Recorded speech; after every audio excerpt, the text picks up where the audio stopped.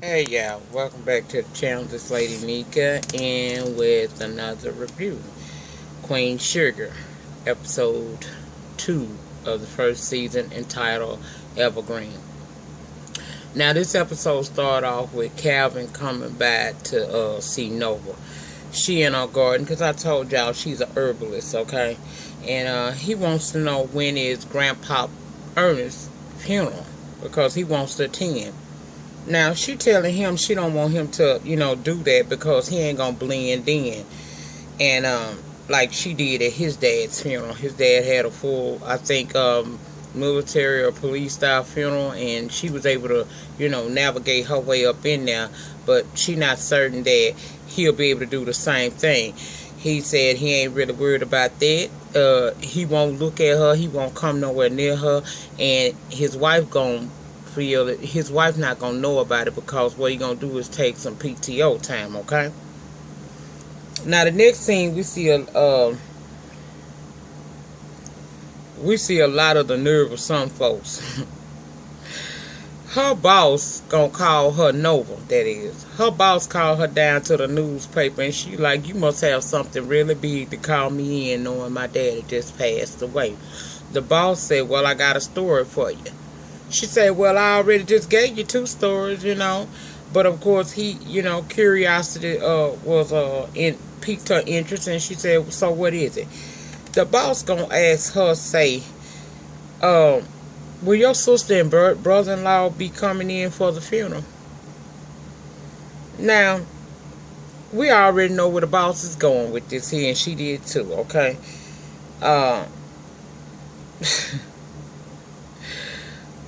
She say, I know you're not asking me to write a story about my family, and we going through a tragedy. I know you're not asking me to write a story. She took an excerpt about the Bishop Daddy from the Greenleaf. Basically, and this is just me. This is paraphrasing. I know damn well you ain't thinking that I'm gonna spit on my sister to shine up this newspaper. No, we're not doing that, honey. We're not doing that at all. She already know what the deal is, because when Daddy Borderline was down there at the hospital and they was waiting to see if he was going to come through, she seen it all on the TV. So she know what her boss wanted, and she not here for it, and she let him know that, okay? Now, Charlie at the dad house going through some of the paperwork, and baby, it's a bunch of bills, and all I seen was past due, past due, past due. And I said, child, I understand, honey. The struggle is real, okay? It's ridiculous, honey. And she going through his papers, and she run up on this one with the name Remy Knowles on it. So she remembered that, but she tried, piddling through the paperwork and whatnot, and she hear this noise going on in the back. So she go out back to see what it is, and this guy named Sam Landley, I do believe was his name. He said he decided to come by and see if he could offer her a cash settlement to buy that land. Now, how the hell you came by there with those intentions when you didn't even know that she was there, and she told you that too? She said, well, how did you know I was even going to be here?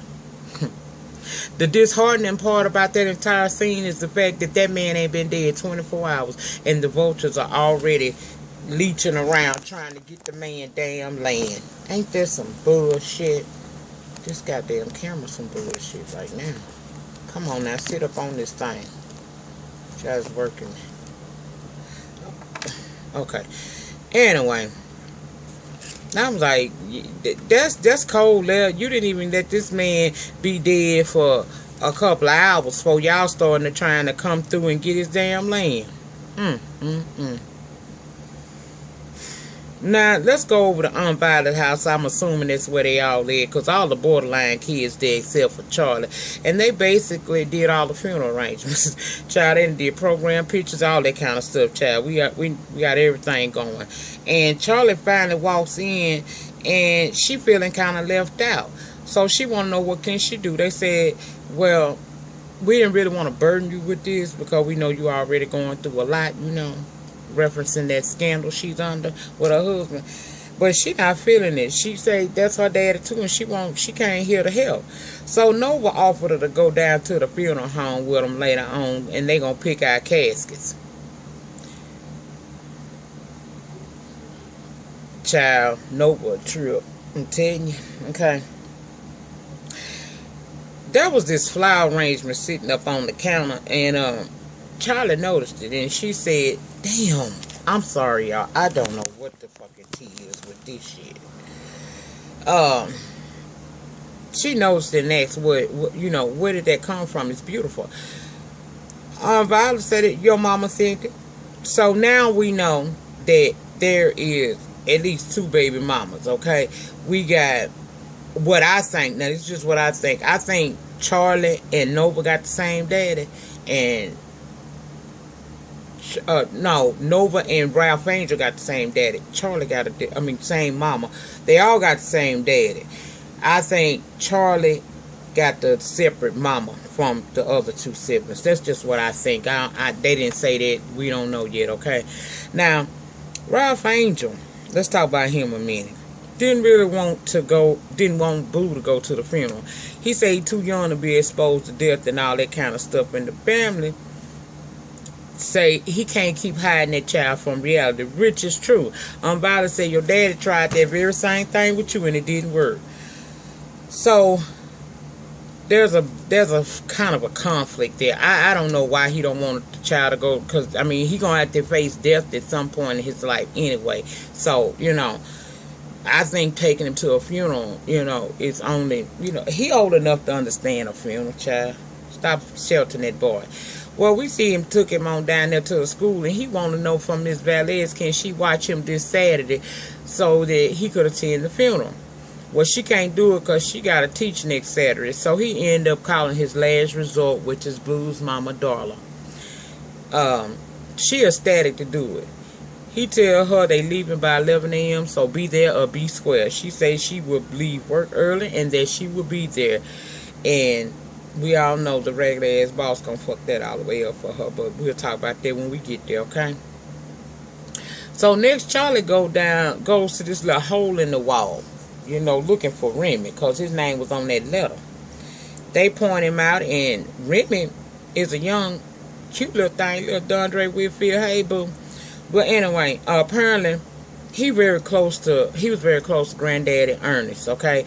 He told her that his dad was a good man and kept him out of trouble many a times, Well, she mentioned something about that man Sam coming down there talking about that land, and he tell her, we're going to have to talk about that in private, because there's way too many ears up in here, and I know that's right, because, baby, one thing about the country, you better keep your business to yourself, because if you tell anybody, and it's within earshot of anybody else, before you get up the road, everybody in the county know what the hell going on. And in my area, of my neck of the woods, is parishes, because we not divided up by counties, we divided up by parishes. But yeah, so they gonna talk later. Now let's go to the funeral home, because this was crazy to me, child. They down there with the funeral home, man. They apparently Daddy borderline didn't have no insurance. Times got hard and he had to let that insurance go. So they working with the funeral director to see if they can get the prices down. Now you got Nova and Ralph Angel saying, I know you can work with us on this here, because as much business as I sent to you, you should be able to work this thing out for us, okay?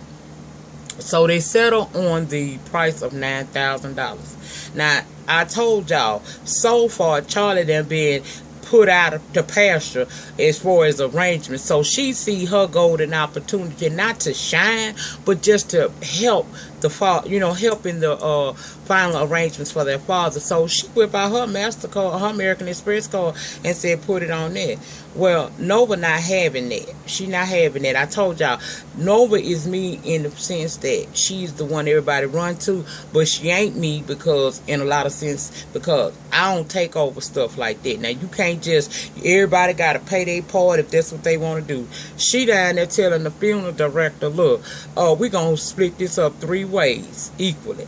And I'm going to pay Ralph Angel Parker. We know he ain't got no money. Now, everybody talking, but they done forgot Ralph sitting right there. Ralph Angel like I'm sitting right here. And I got my part. Now, it might take me a couple days to come through with the cash, but I got mine. So, the funeral director is standing there like he don't really know what the hell to do, but he go ahead on and run them cards like they were told him to. So, he tell them, let's go in here so that you guys can pick out the caskets, right? So, we go into the this room where they got several caskets. You seen a burgundy one. I seen an oak wood one. They even had a one in there that's royal purple, and it was also a pretty white one. They deciding what they're going to do. Really, not they. Nova say, my daddy need to be in this white casket. He was always the protector. He was the one that kept the light in each and every one of us our lives, and he need to go out in style. And at this point, don't nobody feel like arguing with Nova, because we see that she think that she the head HBIC, so ain't nobody trying to argue with her in perilous times like this. But child, you know this is a show, because had this been in real life down south, down here, baby, that'd have been an argument. If them other two siblings didn't want that white, it would have been a whole argument in that funeral home behind that mess right there. Well, they don't feel like arguing with her ass, so they gonna let her have her way, okay? So it's decided he gonna have a white casket, okay? Then she comes up out her purse with this little satchel of some type of herb. What kind of herb that is, I don't know. But she says she wants this sewn into the linen of the casket that her daddy gonna lay in, okay? Now, at first, funeral director was like, nah, we a Christian organization. We ain't gonna have none of that there. Ralph Angel say, if my sister want that satchel of herbs in my daddy casket, that's what we gonna be, child. That funeral director, he was like, okay, well, we ain't gonna argue with you. And then, out of nowhere, Nova goes in her purse and pull out her some scissors, cut them people linen on their display casket, and place the satchel in there, and went to sewing it up with some red thread. I say, girl, the man like, this is not the original casket. This is just a display. We actually ordered your casket to make sure that it's the perfect size and fit for the, your loved one that we laying the rest for you. But child, y'all just like family half at it, honey. What it is he done got a lot of business from Nova and Ralph Angel, and I got a feeling that Ralph Angel done probably killed him about 2, 3, 8 motherfuckers, and that's what it's all about, okay? That's what I got out of there. Child, I said, Nova, girl, you doing the most, but she did that, and that's what they did. Now, Davis is blowing up Michael, that's his son, with Charlie's phone. He been calling that boy back to back. See, I feel some kind of way, because Michael don't feel like talking to you. You done caused the problem. Okay, you done caused a problem. He may be young, but he a teenager. He's a high schooler. You done sit here and got yourself involved in a scandal, a rape scandal. And this child, when he go back to LA, he gonna have to deal with going to school with children picking at him, because kids are cruel. So this boy ain't really trying to talk to you. Plus, on top of dealing with his peers, he ain't stupid. He know you cheated on his mama. But he gone on and answer the call, and, he basically tell him, look, we dying here. Grandpa died. Okay, Grandpa died. Now, we thinking, I knew the thing was going to show up, okay? But I was hoping that he would at least wait till after funeral to show up. That this woman had that moment. You know, already brought her grief, shame, and embarrassment, okay? Don't come running your ass down here, but sure to form, he popped his ass up, talking about his son need him. Michael said, I do not need you. Okay? So he gonna say, well, I guess I need you then. Charlie is mad, because she tell David, she say, everything ain't about you. My family has suffered a major loss. My father did, okay? I'm paraphrasing y'all, paraphrase a lot. But you got to learn that the world don't evolve around you. It's not all about what you want and what you need. This is a time right now that this is about my family, and I ain't got time to be fooling with you. And basically, she want him to leave, but he ain't going to listen, honey. And then on top of all that, he got the nerve to be trying to claim like he innocent. Dude, so you telling me they got a whole video of you lifting this girl up who is inebriated, putting her on your shoulder, popping her ass, and going into the room where we can see clearly that the other players are, and y'all close that door. So you tell me you laid her down in the bed and watched them rape her? Or was it a fire escape and you went out the window or something? Boy, please. I don't like him. Okay? Because he is a selfish little piece of something, and I don't know how she dealt with him anyhow. Well, They out there trying to get things together for the food, for the repast, And, no, Charlie done been gone so long. Charlie don't seem to understand. She done forgot some things. Sometimes when you leave, a situation, I guess you can stay gone so long, you forget how stuff go. Cause child, she taken aback by the fact that the seafood's still alive. Girl, we cook that damn fish and shrimp, and we gonna cook up some green tonic.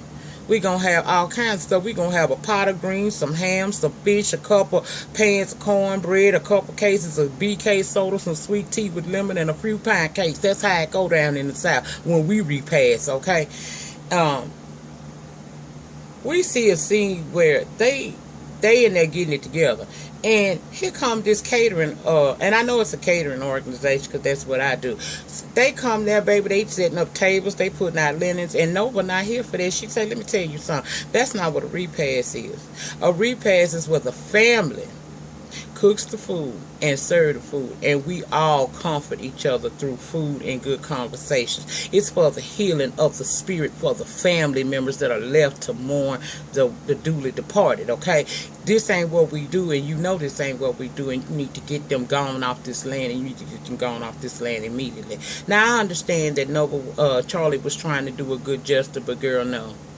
That'll make a black family in the South mad quick as hell if somebody pop up there unexpectedly, strangers trying to cook a food or prepare stuff. This ain't no wedding reception, child, and this ain't, this like family reunion, honey. Everybody cook, we not catering no food from Keontae's or nowhere like that. If you from down south, you know what Keontae is. Anyway, but we ain't doing that. Now, she just was trying to do a good justice, thinking that if they handle that, y'all, we ain't got to be worried with all of that. But that's a part of the process of putting your loved one down. We don't want you taking away our job of cooking and getting things together. We want that. We need to do that because, see, while you doing all of that, getting the food together, there's also conversations that are going on right there. You know what I'm saying? Y'all get it? Okay. Well, that's what's going on. Now, we also had this scene that kind of threw me off, and I know this is probably going to be something that we learn more about as the season progressed, but we have a scene with Violet and her man Hollywood sitting on the back of the fishing boat having a conversation. Now, I knew by looking at them that Hollywood was younger than Violet, right? Well, Violet is feeling some kind of way because she talking about, if you want to have kids, it's okay if you leave me and go be with somebody younger. He say, if I wanted somebody younger and some kids, I'd have been gone. I'm where I want to be, okay? And that was really all to that scene. Like I said, as the season progresses, that's going to be a part of a storyline that they going to have, and I can't wait to see how, it's going to play out. It was good, honey. Now, Darla boss pissed me off. She getting ready to leave because she got somebody that's supposed to come in and cover her for the remainder of her shift to allow her to be able to pick up her son. Boss see her getting ready to go, and tell her she can't do that. She said, I got somebody to cover me. I need to go pick up my son. That boss told her, say, having this job is for your son as well, and that person was tomorrow, so you gotta stay your shift. In other words, you leave, you fire. And I thought that was just heartless and cold. You do have people, bosses like that. I think I was never one, and I never want to be nobody like that I lose compassion. It's all about the job, because people got lives, and this is only going to serve as something more for Ralph Angel to hold against her, because clearly she's not going to make it there before the deadline. So when she do come around, he going to be ready to wreak havoc and assume that it has something to do with her addiction, but that ain't got nothing to do with her addiction. She seemed like she trying to get past that. And another thing I want to say about that there too. Let me go in a little rabbit hole. Okay, I got a few minutes. I can talk for a minute. Okay. I understand removing your child from a situation that could hurt them. I understand all of that. But my point in this situation, in this storyline, is this. Everybody deserves a second damn chance, okay? I know that girl probably done lied to him. Addiction is a terrible thing. It really is a terrible thing, and it's hard to overcome, okay? But if you got a person who has taken the time to go through programs, done got clean, she working, she got a job that allows her to have benefits and everything, Give her a second chance. I ain't saying just be all lax and let her have her way. No. But let her slowly incorporate herself back into this child's life to see if that will, if she truly is okay now. Don't keep using what she did in her past against us, because if that's the case, we need to be looking at you crazy too, because we done seen you rob a place and we know that you's an ex-con. Let ye without seeing cast the first stone. I'm so sick of seeing him treat her or be negative toward her because of that. I understand what the situation is. I understand she's an addict, but she's an addict in recovery.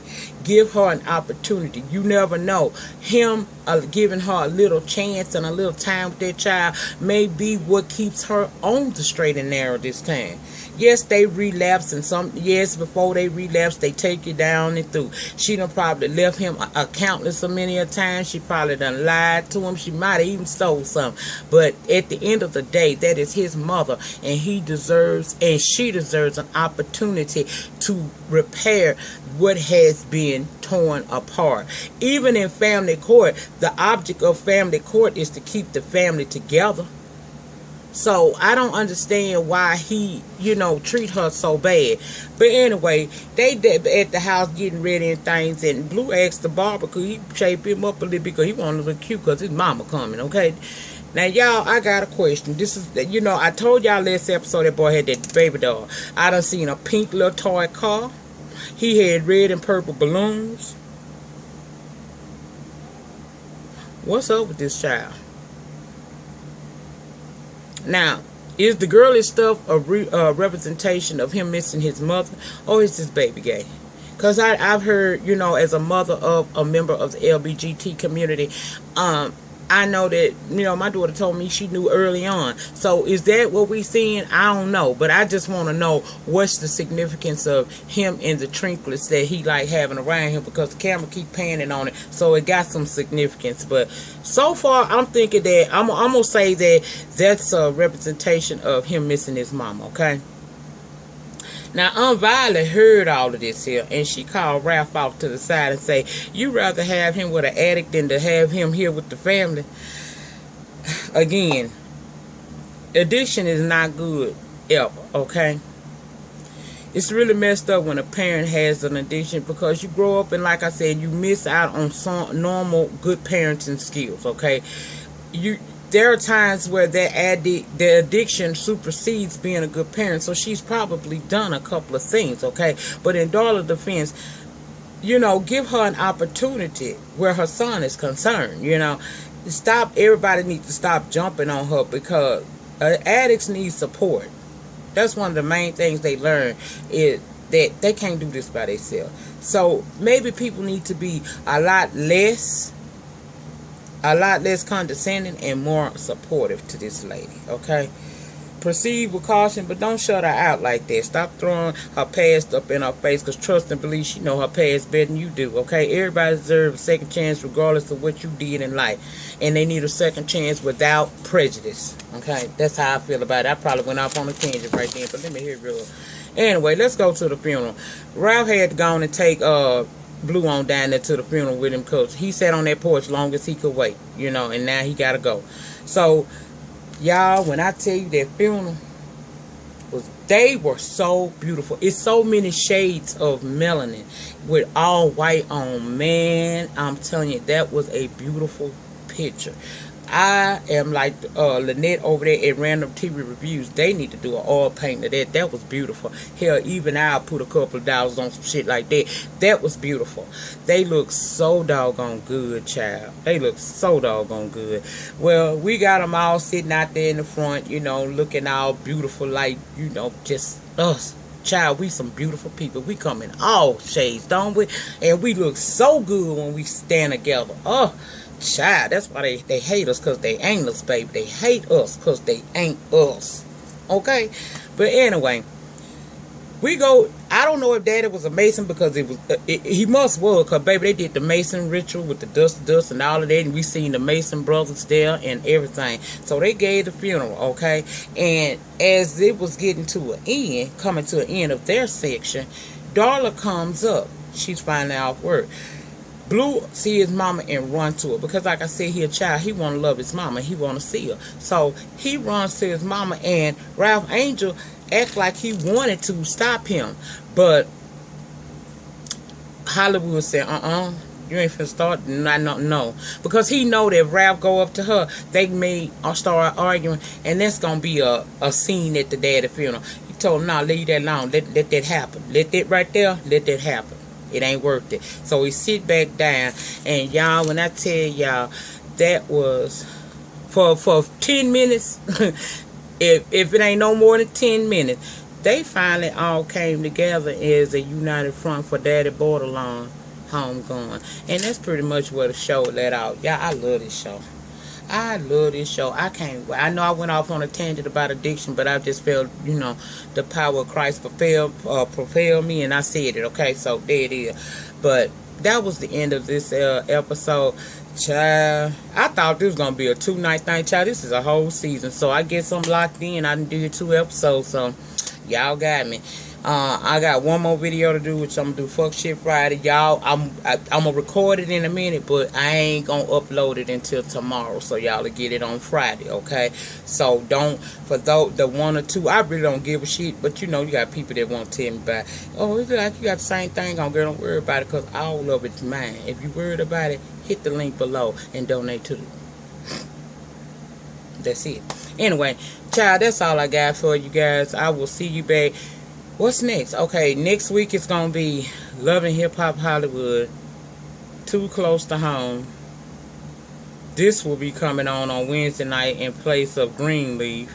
And if I'm not mistaken, I think If Loving You Is Wrong, come back Tuesday. Anyway, child, y'all going to see me on the regular, honey. Y'all wanted to, and we're going to have some more little random chit-chat videos as well, because I like to talk to y'all sometime just about shit that I feel or shit I feel like talking about. So we'll have some more of that incorporated as well. But in the meantime, in between time, please like, comment, subscribe, and I will see you guys back next Tuesday. Well, y'all gonna see Fuck Shit Friday, but I'm actually not gonna record another video until next week. Peace.